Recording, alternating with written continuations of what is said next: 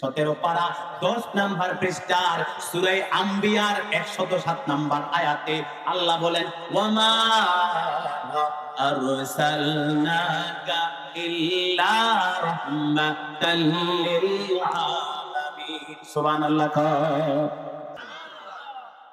আল্লাহ বলেন, যেখানে আমি রব, যত জগতে আমি রব, ঊর্ধ্ব জগৎ, নিম্ন জগৎ, গাছের জগৎ, মাছের জগৎ থেকে শুরু করে দুনিয়ার যত জগৎ আছে, মাটির নিচে জগৎ আছে না নাই বলেন?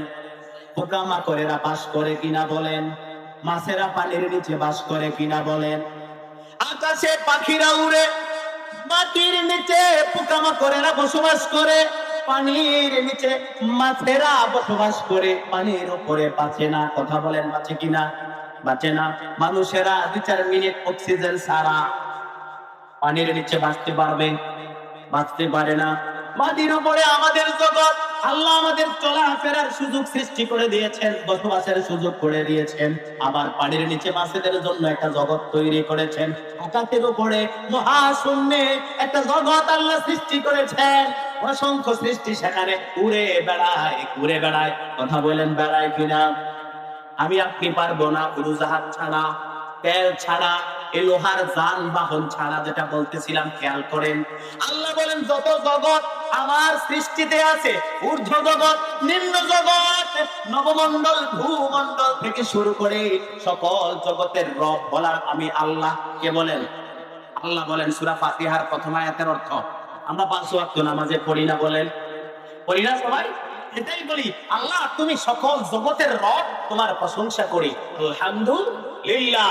আর আল্লাহ বলেন, আমার যত জগৎ আছে, ঊর্ধ্ব নিম্ন, মাছের, গাছের, পশুর, পাখির যত জগৎ, সকল জগতের জন্য রহমত হলেন আমার আল্লাহর রাসূল সাইয়্যিদুল মুরসালিন, খাতামুন নবিয়্যিন, শাফিউল মুজনাবিন, সাইয়্যিদুল আম্বিয়া, ইমামুল মুরসালিন, হযরত মুহাম্মদ সাল্লাল্লাহু আলাইহি ওয়াসাল্লাম। আল্লাহ বলে, ওয়ামা আরসালনাকা ইল্লা রাহমাতাল লিল আলামিন। নবীজিকে শুধু আমাদের জন্য আল্লাহ পাঠালেন, শুধু আমাদের জন্য না। কাফেররা, মুশরিকরা, বেঈমানেরা নবীজিকে কষ্ট দিয়েছে, সেই প্রসঙ্গে আমি আজকে যাব না।